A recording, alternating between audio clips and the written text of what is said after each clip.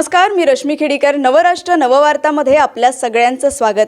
या विशेष कार्यक्रमात आपण विविध क्षेत्रातील मान्यवरांशी चर्चा करत असतो, संवाद साधत असतो आणि आज आपल्यासोबत प्रभाग क्रमांक 1 चे माजी नगरसेवक वीरेंद्र कुकरेजाजी आहे.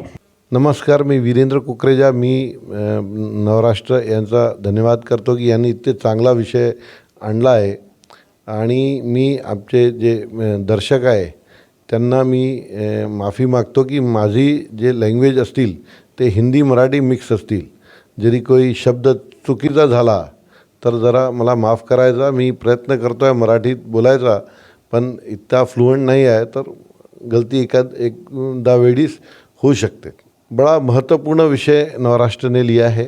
सही बात है, फरवरी 2022 में महानगर पालिका के इलेक्शंस ड्यू हुए हैं और लगभग 2 साल होते आए हैं और इन 2 सालों के अंदर में पब्लिक को तो यही दिखता है कि हम नगर सेवक हैं और हम लोग भी आज तक के हमारे कार्यालय के अंदर में तो मेरे को ऐसा कभी लगा नहीं कि हम नगर सेवक नहीं हैं करके हमने कभी किसी को बोला हो या ऐसी कोई बात की हो.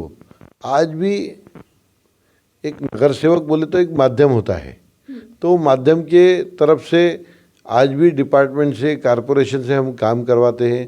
कारपोरेशन को निवेदन करते हैं, पब्लिक की कंप्लेंट्स को रोज़ वहाँ लेके जाते हैं और पब्लिक का कार्य करते हैं. पण सर, कुठेतरी असा फरक जाणवतोय का की पद असणं आणि नसणं यामध्ये काही फरक असतो किंवा वार्डाच्या विकासामध्ये याच्यामध्ये काहीतरी फरक जाणवतोय?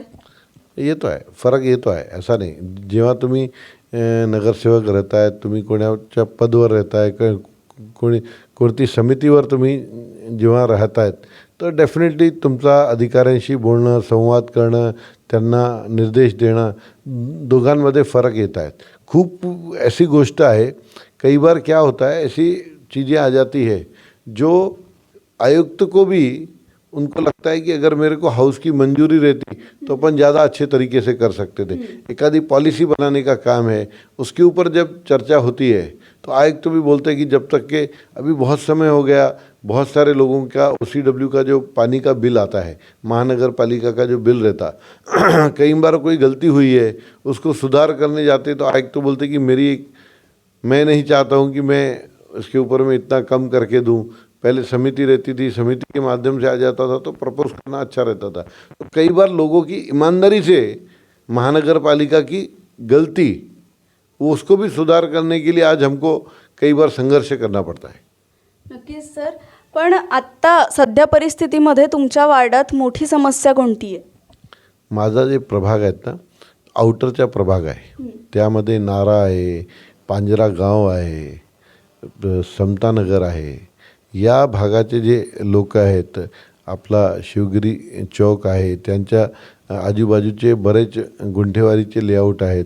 माझ्या 50% भाग जे आहेत ते गुंठेवारीमध्ये येतात आणि गुंठेवारी ते महानगरपालिकाकडे नाही आहे. आता ते सध्या नागपूर सुधार प्रन्यासकडे आहे. आम्हाला नियमित जे आमचे प्रभागाचे समस्या आहेत ते नागपूर सुधार प्रन्यासमध्ये जावं लागते. त्यासाठी मग सर, पक्षस्तरावर काही मदत होती आहे का यासाठी?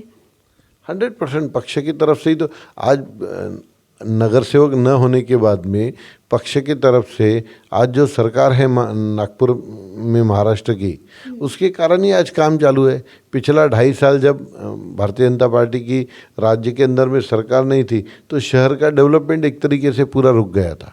बहुत सारे नए सीमेंट रोड हमारे वापस प्रपोज हो गए. हमारा LED लाइट लगाने का काम था जो मेरे स्टैंडिंग कमेटी के रिजीम के अंदर में 1,40,000 लाइट हमने मंजूर किए थे और जो हमने लगाए थे उसके बाद में लाइट लगाने का काम टोटल बंद हो गया.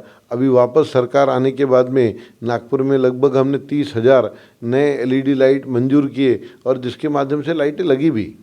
आता नक्कीच तुम्ही आताही कार्यरत आहात नागरिकांसाठी, ते तर आहेच, पण जेव्हा तुम्ही नगरसेवक होते त्यावेळेस तुम्ही वार्डासाठी जे काही काम केले आहेत, कार्य केले आहेत, त्यामध्ये तुम्ही समाधानी आहात का? 100% हमारे प्रभाग में पिछले 5 सालों के अंदर में हमने 400 करोड़ रुपए के काम किए. 400 crore, it's a big amount. यानी आज एक आमदार भी सोचता है 400 करोड़ रुपए का काम करने के लिए. और हमने हमारे प्रभाग के अंदर में फेस 3 सीमेंट रोड के माध्यम से सारे बड़े रोड जो हमको लेने थे वो सब हमने लिए. मैं खुद स्टैंडिंग कमेटी चेयरमैन था।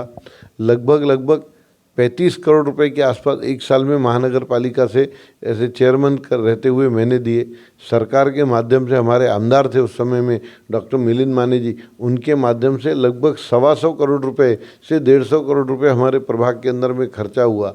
तो वो जो 5 साल हमको जो जवाबदारी मिली थी, जो जनता का आशीर्वाद हमको मिला था, और चारों ही नगर सेवक प्रभाग क्रमांक 1 से भारतीय जनता पार्टी के आए, और चारों का ही संयुक्त सहयोग के साथ में हमने जो डेवलपमेंट का काम हमारे प्रभाग में किया, 100% हम उससे समाधानी है। आता निवडणुका कधी लागतील या कोणालाच माहिती नाही, पण तरी तुमचा अंदाज काय आहे निवडणुकींना घेऊन? देखिए, ये तो कोर्ट के हाथ में है। हम तो चाहेंगे निवडणूक कल लग जाए, क्योंकि कहीं ना कहीं जनता की जो समस्याएं हैं, वो समस्याएं जब हम देखते हैं और सही तरीके से उनको प्लेटफॉर्म कई बार नहीं मिल पाता है तो तकलीफ़ होती है। हमको लगता है निवडणूक जल्द से जल्द होनी चाहिए। कोर्ट ने तुरंत अपना निर्णय देना चाहिए। ओबीसी समाज को न्याय मिलना चाहिए, ओबीसी समाज का प्रतिनिधित्व रहना चाहिए, और बाय एंड होल अगर अपन बात करें तो जल्द से चुनाव लगने चाहिए, जनता को न्याय मिलना चाहिए, और मैं उम्मीद करता हूं कि जल्द ही चुनाव लगेंगे। आणि जेव्हाही निवडणुकी लागतील आम्हाला वीरेंद्र दादाचा चेहरा निवडणुकीमध्ये हमखास पाहायला मिळणार आहे। तर ये तो पार्टी का काम है, पार्टी जो जवाबदारी देगी वो हम करेंगे। इसके पहले भी किए हैं, आगे भी करेंगे। पार्टी बोलेगी तो निश्चित तौर पर लड़ेंगे। नक्कीच दादा, तुमचं पद नाही आहे आता, तरीही तुम्ही नागरिकांसाठी कार्यरत आहात, त्यासाठी तुमचं खूप कौतुक आणि तुम्हाला येणाऱ्या निवडणुकींसाठी खूप खूप शुभेच्छा। आम्ही नवराष्ट्राशी जुळले त्यासाठी, आमच्याशी संवाद साधला त्यासाठी तुमचे खूप खूप आभार। धन्यवाद।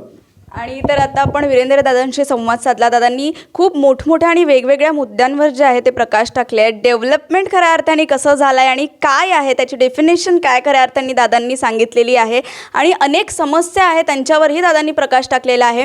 अशाच तुमच्या समस्या घेऊन आपण भेटणार आहोत, अनेक मान्यवरांशी आपण संवाद साधणार आहोत। तोपर्यंत माझ्यासह पाहत राहा, मी रश्मी खेडीकर, नवराष्ट्र, नागपूर।